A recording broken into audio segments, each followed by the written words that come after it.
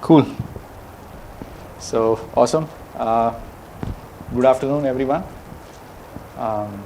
It's great to be talking here with Astrolabs. Welcome to the event. So this event is basically about how we can grow traffic to your website free of cost using SEO. So currently the world is in a recessionary environment, and all startups are looking to cut down costs and try to accomplish more with less, right? With less resources. I think now is the perfect time for startups and companies to consider using search engine optimization, SEO, to get traffic to your website without spending any ad budget, advertising, right? So I think at this time it's very important, more relevant to most of the startups. I'm Tejas Balasubramanya. I'm the founder of Atmana Tech. We are a startup that is into helping youngsters to reduce the screen time. So we have an app called BlockerX, which has more than 3 million installs, and basically we have more than 100,000 visitors coming to our website every month, right? I'll just give a quick background about myself before I get started. So I've been doing SEO for the last 10 years. I started in 2013 in a digital marketing agency, and we used to do a lot of small hacks to grow traffic on our website. That's how I got started, and it's been 10 years across multiple companies, multiple startups, right? I'll not get into all the details. But recently, in my current startup, Atmana, we have a website for BlockerX, blockerx.net. And in the last 2 years, we've been able to grow the traffic for BlockerX to about 100,000 visitors per month without any advertising budget, right? So that's the power of SEO. I hope some of these techniques will help a lot of you people to also generate free traffic to your website. What's the MAU? MAU is the monthly active users. So you went from 60K to 2.2 million without any marketing? No, that was, we had some marketing. That was a company where I was working as an employee. That company had some marketing, but 85% of the traffic was through SEO. 85%, yeah. Cool. So before I start on SEO, I just want to understand, what's the background of the people who are attending the call, right? So it will help if people can comment. I just want to know, how many founders do we have, and how many startup employees do we have? I'll start. So I'm a single person founder. Okay. I'm a single person founder, so my company is called Big Number. Okay. And it's a platform for teaching higher level mathematics. Okay. So it's higher level mathematics for professionals. Understood. If you want to be awesome. yeah. Yes. On the chat, can we?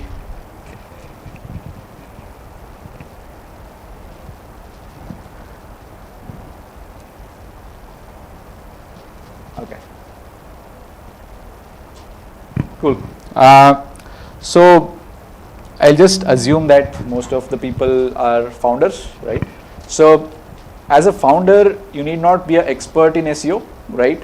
You can always get people on Upwork or many of the other freelance portals to work for you, to do SEO for you.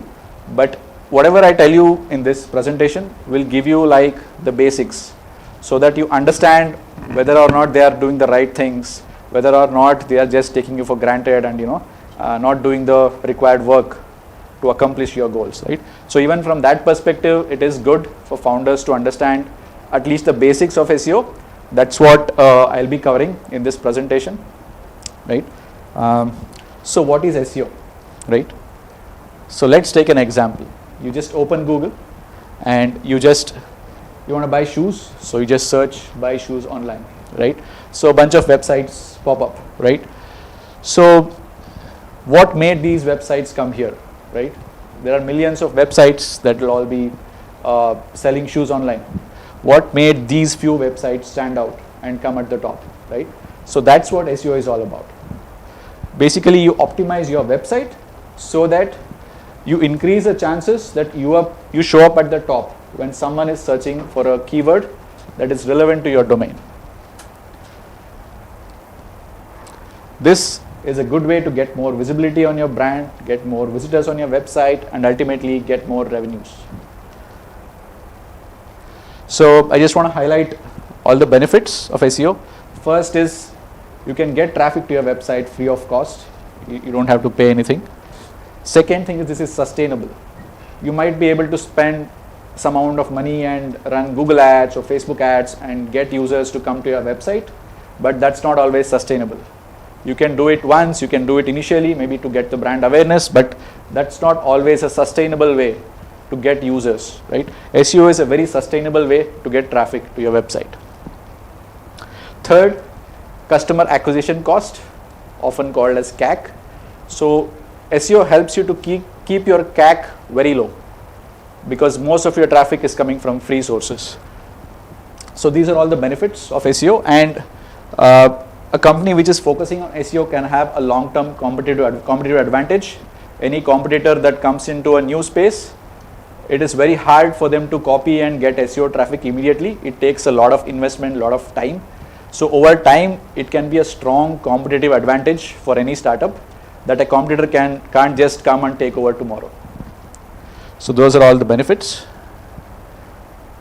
So before I get into SEO, I just want to give a quick, I would say, overview of how search engines work.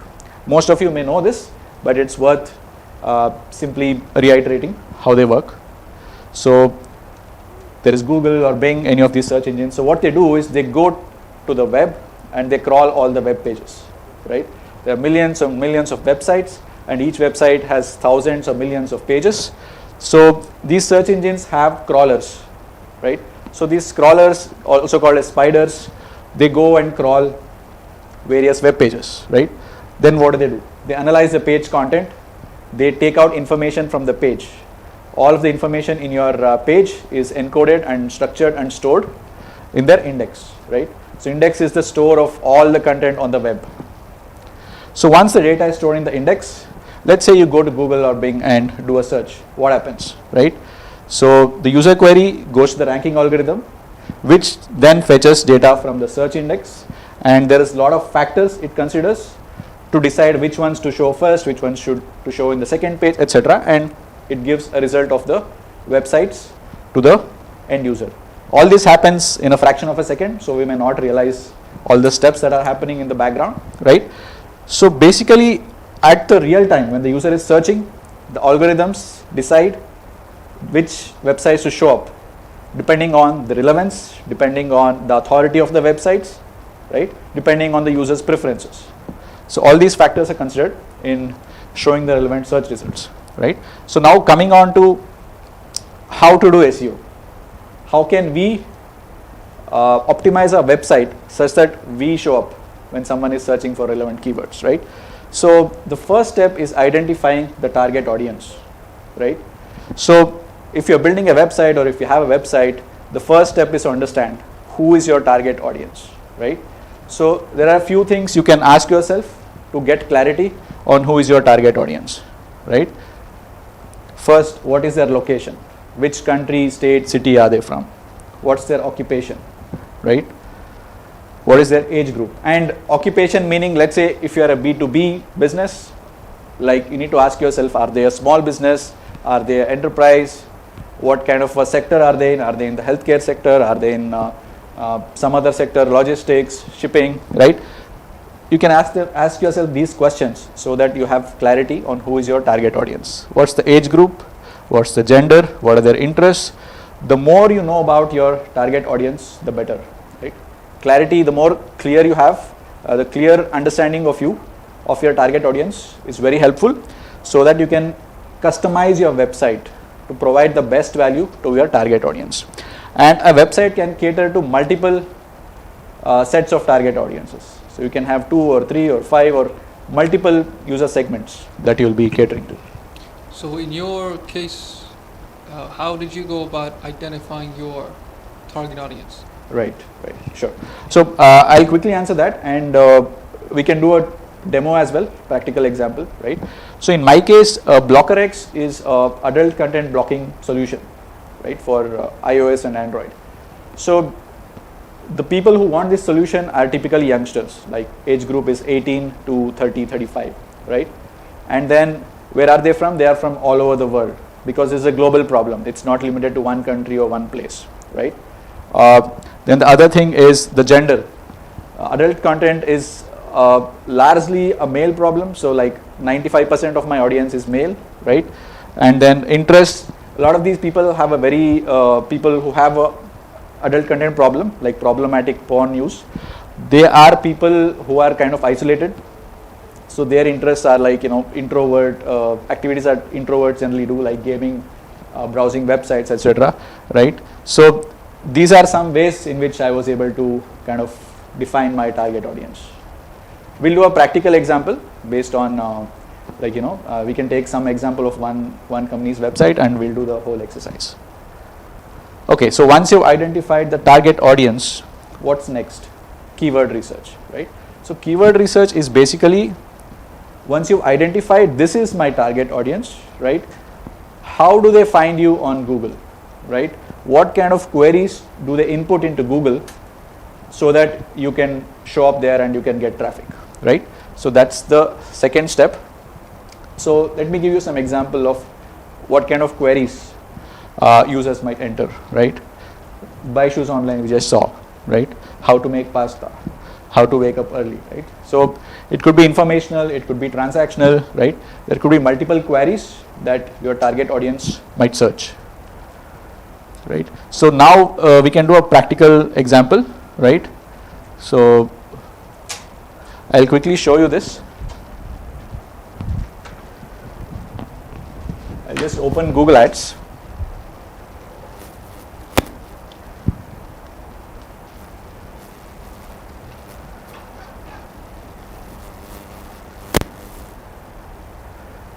So in Google Ads, there is this section called Tools and Settings, right? Here there is a planning section. Here you can find Keyword Planner. Okay, this is a good place for you to come and understand, research your dominant keywords, right? So let's take the first approach, where we discover new keywords and we start with a website, right? Could you tell me any competitor's website of yours? It's the Coursera. Coursera? Coursera.org. Is the domain correct? So you have two options here. You can use the entire domain or you can use a specific page. Let's use the entire website for this case, right? I mean, the location has been India. Let me remove that. You can search without a location, which will consider like all the locations in the world, right? So now we have a list of all the dominant keywords that Coursera is targeting, right? Let me sort it by the volume. Okay, the top keywords are like Coursera login, courses on graphic design, data analyst, data science professional, right? There's a lot of keywords. So what you can do here is you can also change the language if you wish, right? So once you have all these keywords, you can just download it.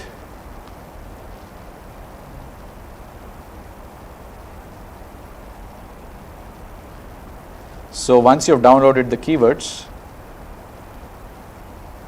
you get a lot of information on like what's the keyword, how many people search for it every month. In this case, 500 people search for it, right? What's the competition like? On a scale of 0 to 100, how much is the competition, right?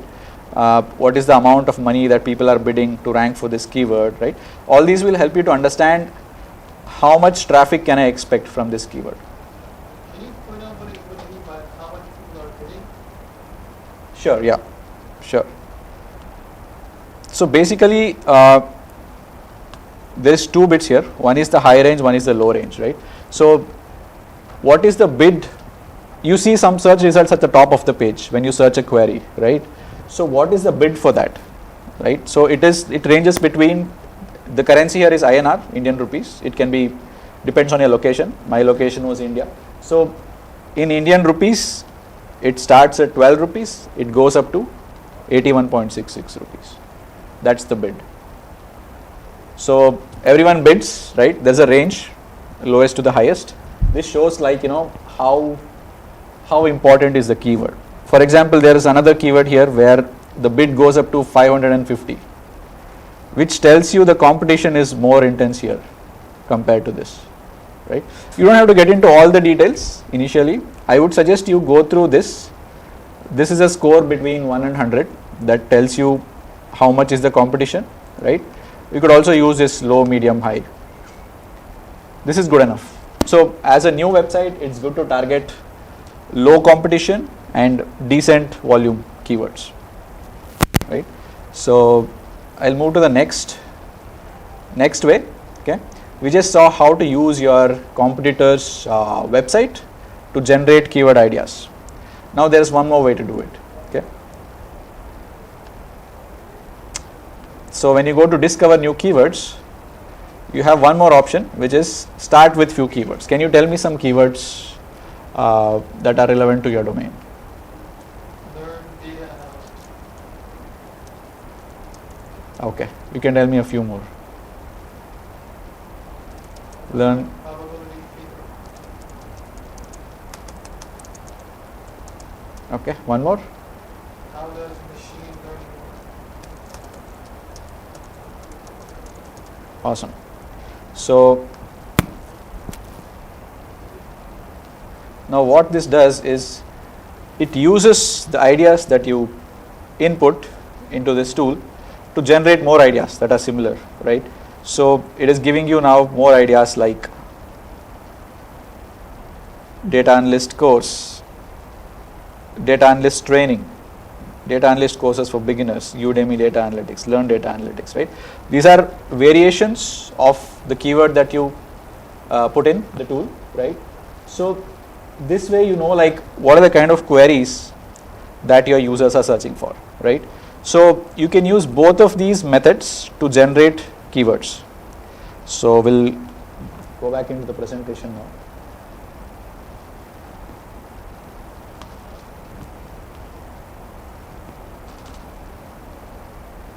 Right, we just saw this competitor based.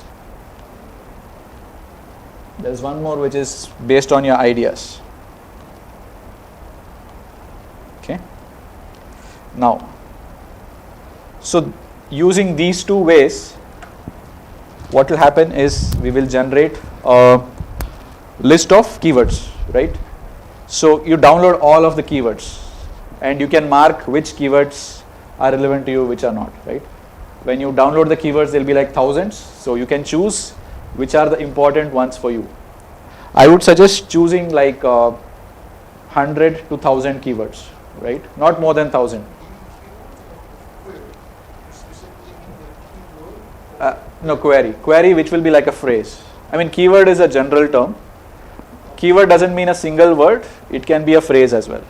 So how many keywords? Right. So for a new website, I don't recommend more than 1,000 because focus is important, right? So you can track thousands and get lost in analysis and various things. It's better to, I would suggest even 100 is good, right? It's good to have few and focus on them rather than having a broad list which confuses you and diverts your attention. Cool. So now that we have keywords, the next step is creating pages, right? So you may already have a website, you may already have pages, right? Even in that case, it's good to understand like whether your pages are well structured, whether they are optimized for SEO, right? So the first thing is you create pages based on user queries. Generally, what happens is websites are created based on like whoever is designing the website, right? But that's not the right approach. The right approach is put the user first, try to understand what is the user looking for, what is the user's query, what is the user's intent, right? Based on that, you create pages, right? The second thing is ensure you have one page for every keyword, right? So let's say you have 500 keywords, right? You need to have one page for each keyword.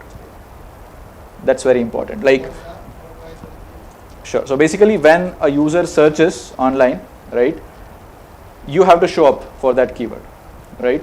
So you need to have, like, each page needs to target one keyword so that you increase the chance that you rank for it. If you have more than one pages to rank for that keyword, it is very confusing. It may not send the right signal to Google. Google may not show the right page, right?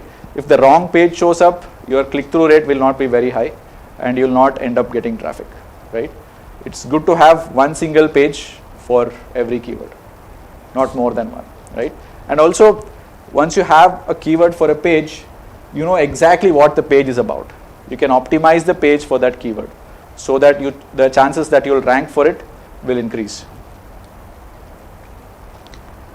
The third thing is to ensure that you have a good structure of your website, right?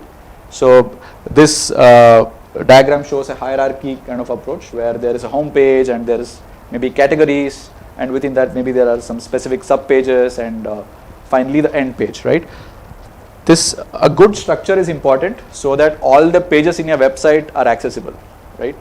If the structure is haphazard, maybe there are few pages which are valuable, but maybe they are not linked from the other pages, and it may be not discoverable by the search engines, right?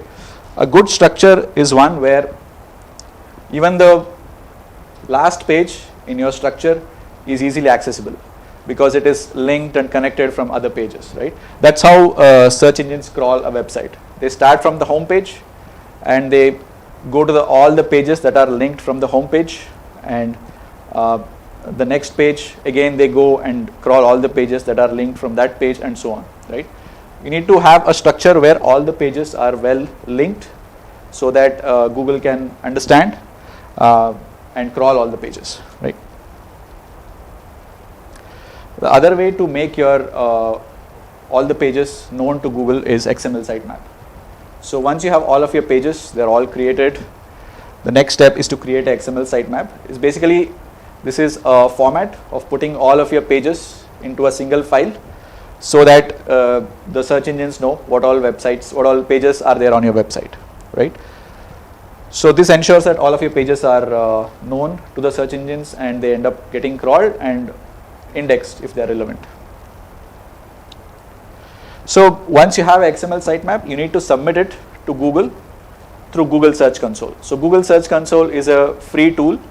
You can just sign up and add your domain, and once you've verified your domain, you can basically whatever Google wants to tell you about your website is always shown in Google Search Console, right? If there is any error on your website, it shows up in Google Search Console. You can submit your sitemap. You can do a lot of other things that will help you to ensure that you increase the chances that your website ranks well on Google, right? So you create an XML sitemap. What's next? Next is on-page optimization, right? So you need to ensure that each page on your website is well optimized so that you increase the chance that you rank in the search results, right? So we already discussed that each page we need to ensure that there is a specific keyword that the page is targeting, right?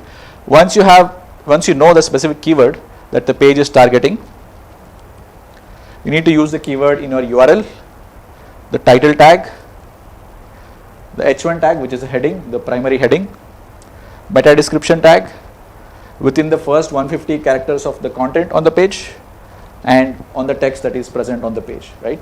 So you need to use your primary keyword, the main keyword that the page is targeting in all these pages, right? Why? Because these are all signals to the search engines that this page is targeting this keyword, this page is addressing this intent of the user. So once you use the keyword in all these places, the chances that your page ranks for that specific keyword increases, right? If your website is hosted on WordPress, there is just an easy way to do it. There's a plugin called Rank Math. You just install the plugin on your WordPress website. It automatically suggests to you what all you need to do to ensure that your page is optimized for a specific keyword. Is there an alternative to this for non-WordPress? Non-WordPress websites are always complicated because there's no central CMS, so you'll have to custom code some logic. Yeah.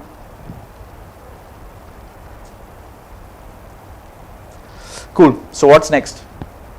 Next is page speed. Google and every other search engine doesn't want users to wait, right? They want to show the websites that load fast, that open up immediately and give information to the user, right? So page speed is a very important factor to rank well on search engines, right? So how do you check your page speed? There is this website called Page Speed Insights. You just go there, enter your URL, and it gives you a pass or fail, right? So your goal is to ensure that your pages, all of your pages pass this test, right? In case your page is not passing, there you can also find suggestions on how you can speed up the website. Generally, the suggestion is about increasing the heavy elements on the website. It could be unwanted JavaScript or factors that limiting the loading of the page or heavy images, things like that, right? It will give very practical suggestions. Sorry, yeah. We have a question from online. Okay. What is the best way to make an XML sitemap? Right, understood. So again, if it's a WordPress website, there are plugins available which make it very easy to create an XML sitemap, right? If you have a custom coded website, then there's no fixed tool, right?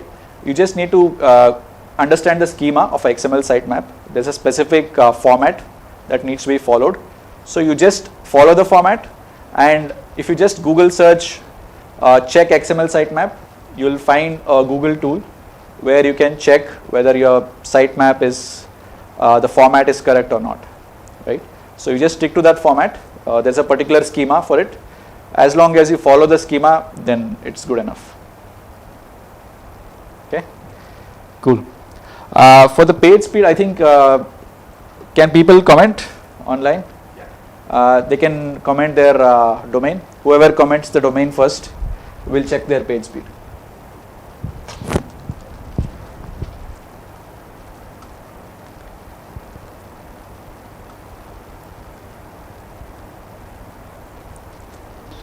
So just to repeat that, anybody who comments their domain first, we can check their speed for them. Yes.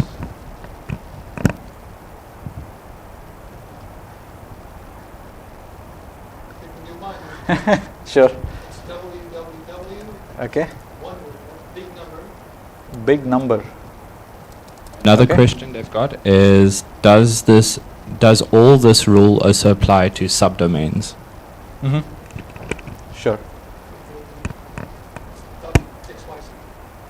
XYZ. Is the spelling correct? Cool. So while this analyzes, let me answer that, right? Let me ensure I got the question correct. Yeah. Does all this rule also apply to subdomains? Yes. All the rules that I mentioned. Yes. So Google considers each subdomain to be a separate website. So let's say you have a website xyz.com, right? So let me write it. So let's say your main domain is xyz.com, then your subdomain is a.xyz.com, then you have one more b.xyz.com, c.xyz.com, right? So as far as Google is concerned, each subdomain is a separate website. So your a.xyz.com is a separate domain, b.xyz.com is a separate domain, c.xyz.com is a separate domain, right? So you need to think of subdomain as a separate website. So if you have 5 subdomains, it's as good as handling 5 different websites from the eyes of the search engine, right? Cool. So the results are here now. So you can see that the red and yellow means your website is not passing the speed test. Okay. Generally, above 80 means you pass. Actually, you can see above 90 means you pass, right? So you can see the criteria here, and this is for mobile. You can also see the score for desktop. So desktop, it's much better, right? But these days, more than 50% of the users access on a mobile device. So the speed on a mobile device is very important. And you can also see a lot of suggestions here. right? The first thing is you need to enable text compression, reduce unused JavaScript, eliminate render blocking resources. There are many more, but these three are the most practical opportunities for you to reduce the page speed, right? So this is a very useful tool to quickly ensure that your website is fast and you increase the chance that your rankings improve on search results.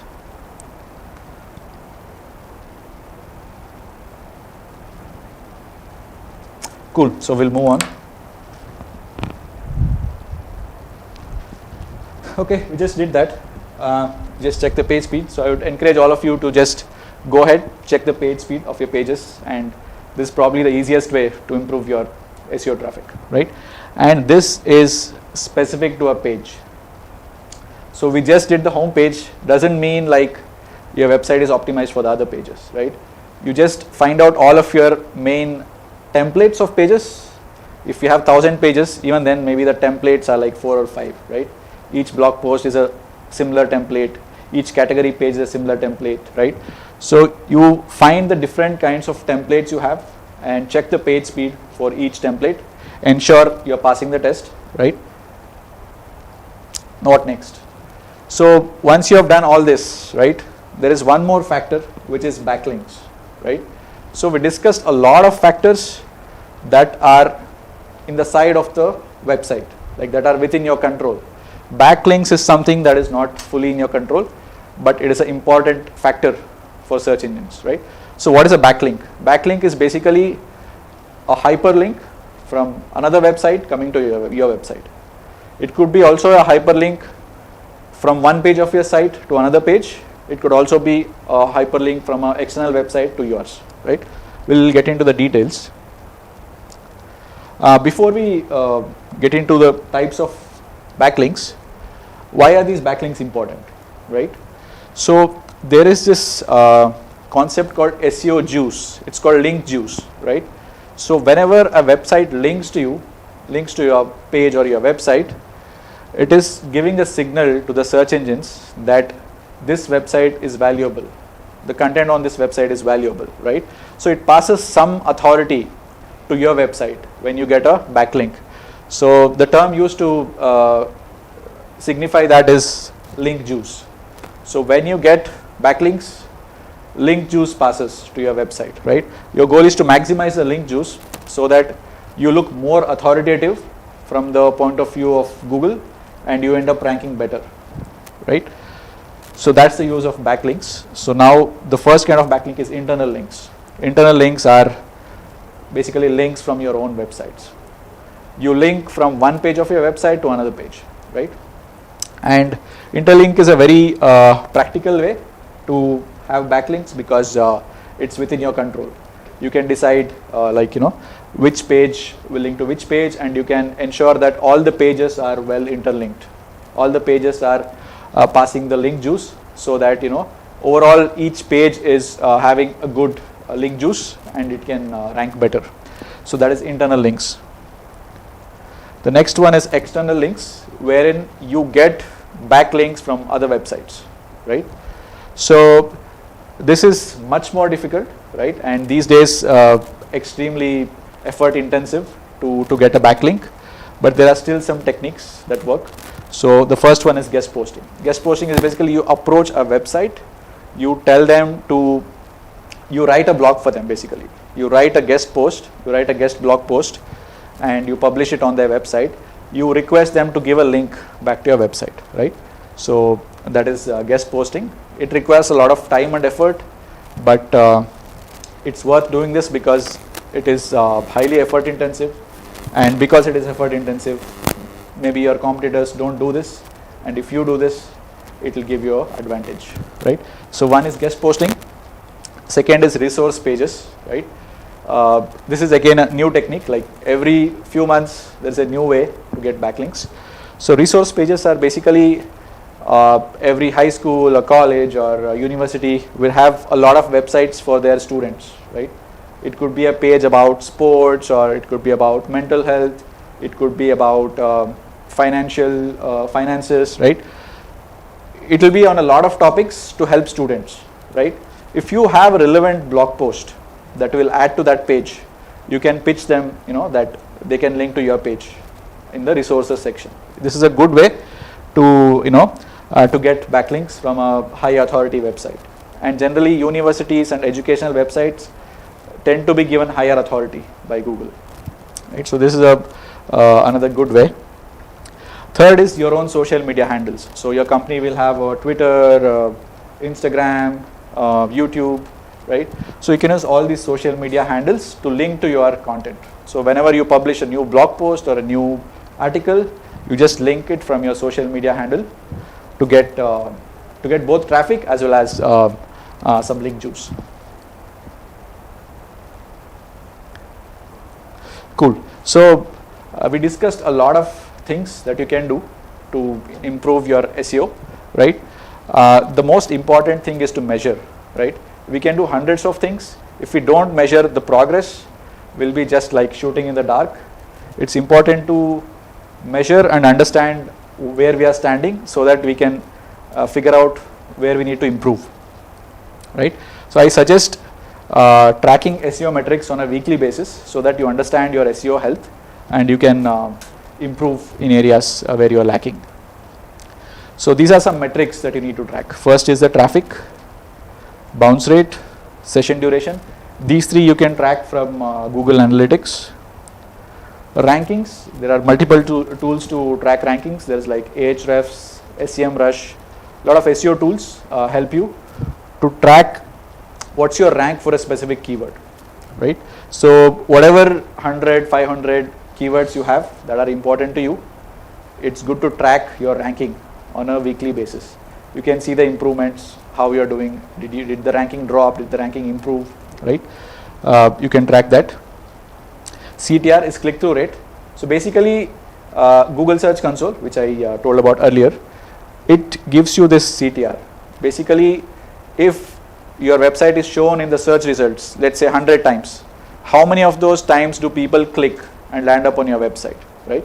So that is click-through rate. Authority score. Authority score is basically a measure of how many quality backlinks you have on your website. There are multiple tools. So the one that I like is SEMrush. SEMrush. There's also moz.com that has this, right? I personally prefer SEMrush.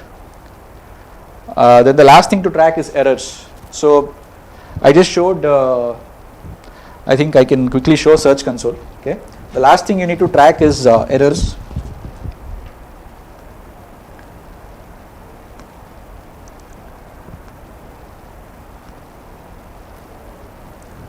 Okay. So this is for my website, blockerx.net, right? So this is Google Search Console. So once you've signed up and you verified your website, you can see your dashboard, which is something like this, right? You can see your CTR, you can see what's your average position, you can see what all queries you are ranking for. What is this average position? You are ranking in the search results. Are you ranking first or are you ranking fifth? Oh, it's relative to the, okay, it's absolute. So It's average of all the queries where you are ranking. Okay, so let me show you practical example, right? So BlockerX is my main keyword. It's a brand name, right? So here the position is 2.3. Okay, so why is it 2.3? It's because it's an average. So depending on the user's preferences, for some users we may rank first, for some users we may rank fifth. It also depends on the country and various other factors, right? But on an average for BlockerX we are ranking 2.3, right? For there is a lot of Spanish keywords. Let's say BlockerX extension, we rank 1.9, right? You can also see the CTR, which I told about, click-through rate, right? And what I wanted to show was errors, okay? So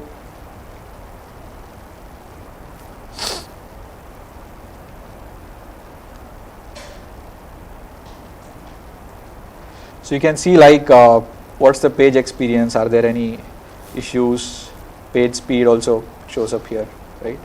and you can see your sitemap, how many pages are indexed, is there any errors in your sitemap, right? You can also see how many pages are indexed. So we have another question online Sure. asking, should we do an SEO strategy for personal brand of the founder as authority? Is it better way than keywords for the business? Okay, understood. Okay, so yeah, this was about the Google Search Console. I would highly recommend all of you to register for this, right? So that you can see how good you are performing, and you can also see errors, right? What pages does it work right now, approximately? I'll just answer the question first, then I'll come to this. Okay.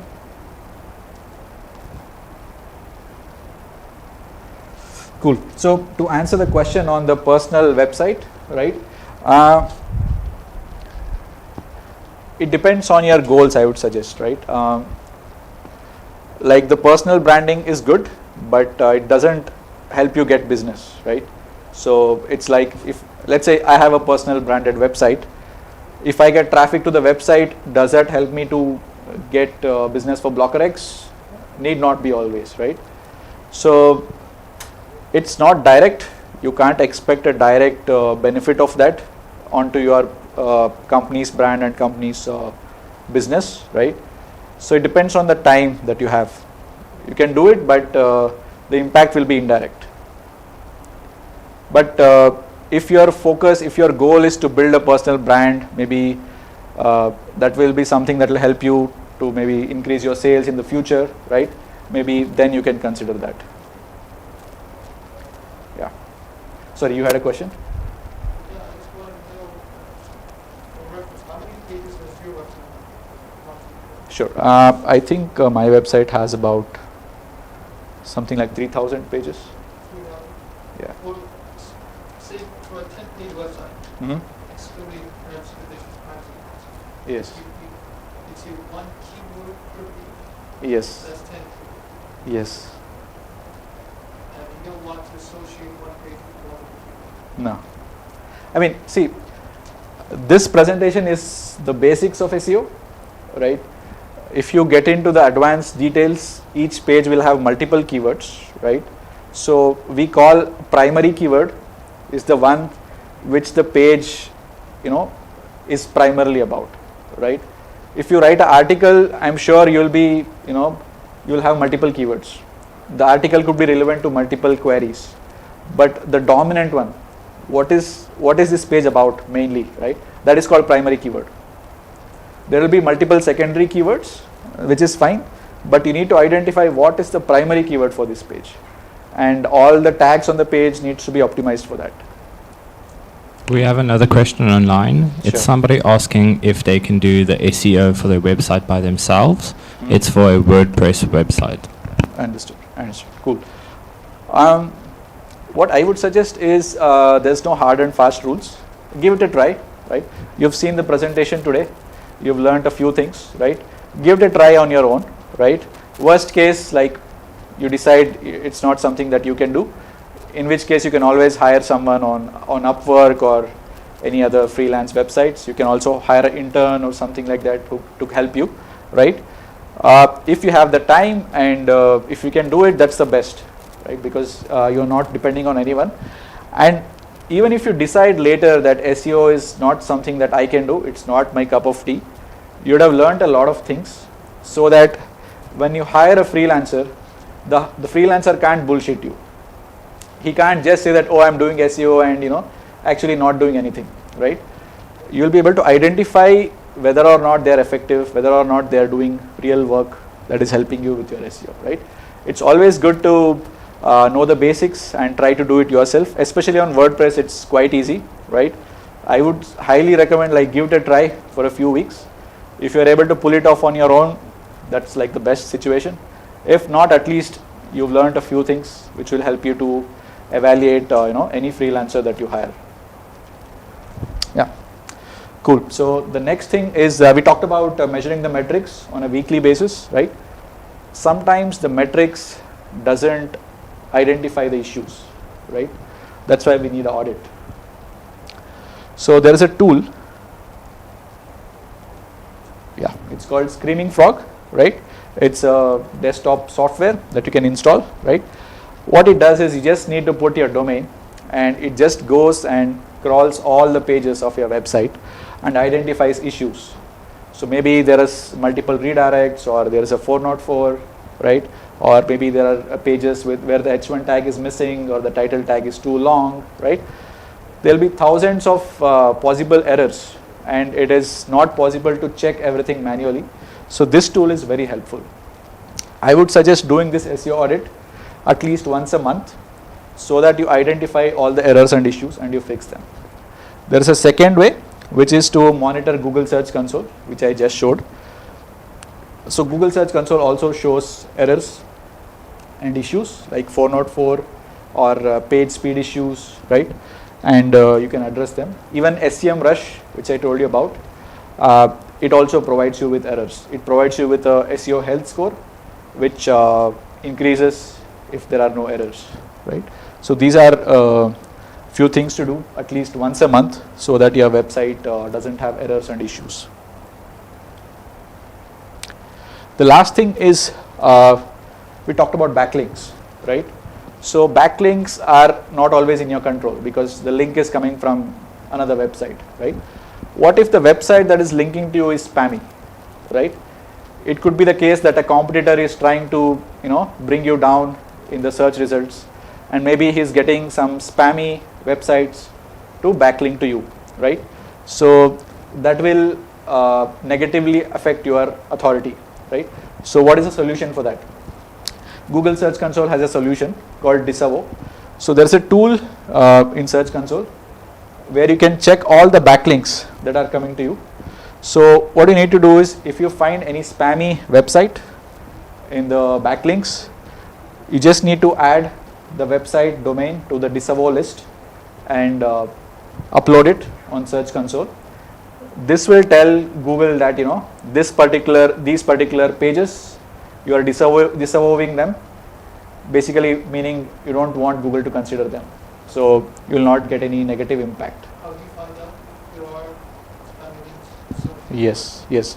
So basically there are online tools where you can search the authority score as well as the spam score. Again, SEMrush has this, right? There are multiple tools. There is Ahrefs, SEMrush, but I've tried multiple tools and SEMrush is quite good.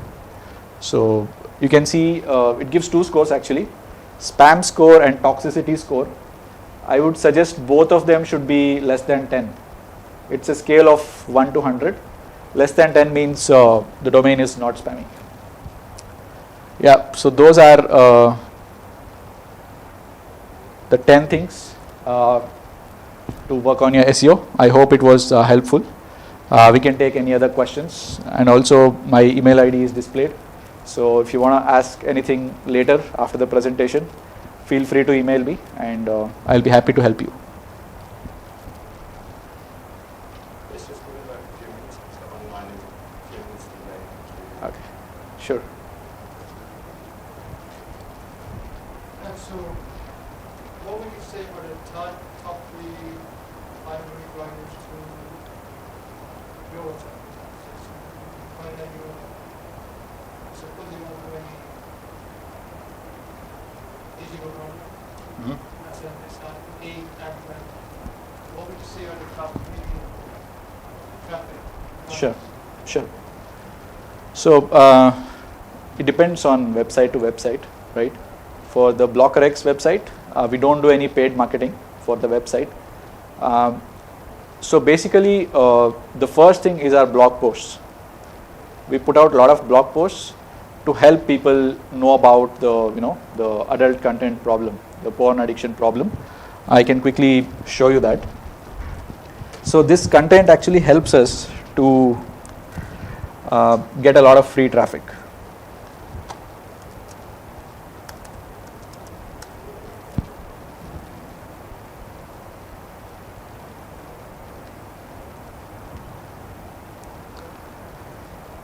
So these are all articles to help users like learn more, understand about the porn addiction problem. It's a taboo I would say, domain. So a lot of people are looking for help, and we put out content, and we optimize them based on keywords, etc. And this is the primary source. We also get the second source, I would say, is branded keyword, right? So we get a lot of traffic when people search for BlockerX. That is the second highest source, right? Third highest source is the people search for like BlockerX on Android, or a porn blocker for Android. We have product pages to rank for that, so that is the third source of traffic. So you can see content on the blog. Yes, It's not some sort of service you can subscribe to. it's a funnel, right? So they come looking for information, right? And eventually they move to, like, they understand about BlockerX, how can BlockerX help them, and they install the app, and then they become a customer. It's a funnel. They start with the information, then they move to transaction. So we have another question online. Do blogs on website help in SEO, and how much should there be? Do they need a specialist to write these blogs? Understood. I just showed you that the primary source of traffic for my website is my blog post. So it definitely does work, right? In terms of, do you need a specialist? I don't think so, because now there is so much information available. So anyone who is good in writing, if their grammar and the vocabulary and the command on the language is good. Let's say if someone is very good in English writing, I think the person can write a good article or blog post on any topic. There's no need for an expert, right? Because you have ChatGPT, you have so many tools. Only thing you need to ensure that, I didn't get to cover it because the presentation was short. Google plagiarism check. Okay, so when you get someone to write articles for you, you need to check that the content is not plagiarized. It's not just copy pasted from ChatGPT or some other website, right? That's really bad. Google expects each website to have unique content. So you don't need an expert, but just when they write the article, do a plagiarism check so that you can be sure that it's a unique content. They have not copied something from somewhere. No,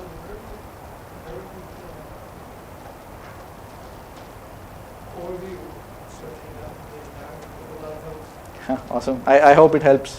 Yeah, a lot of it is moving. I'm just waiting 2 minutes before we shut it off. It's the delay. Sure.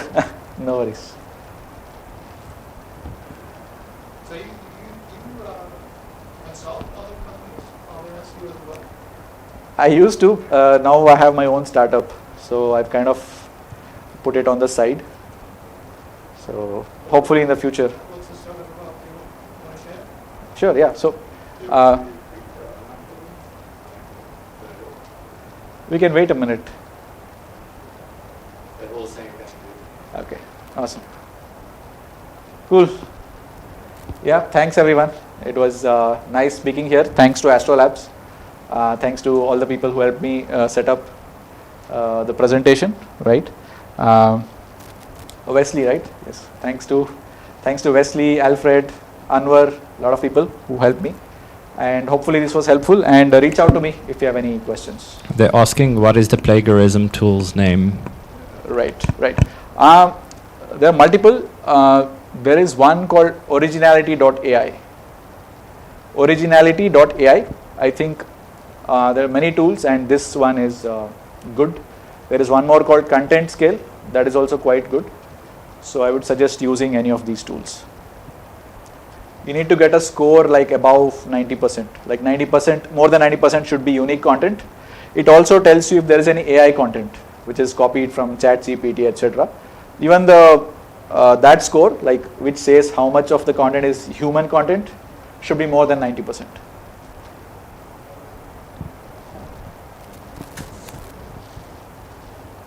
Okay, awesome. Thanks everyone. Have a good day.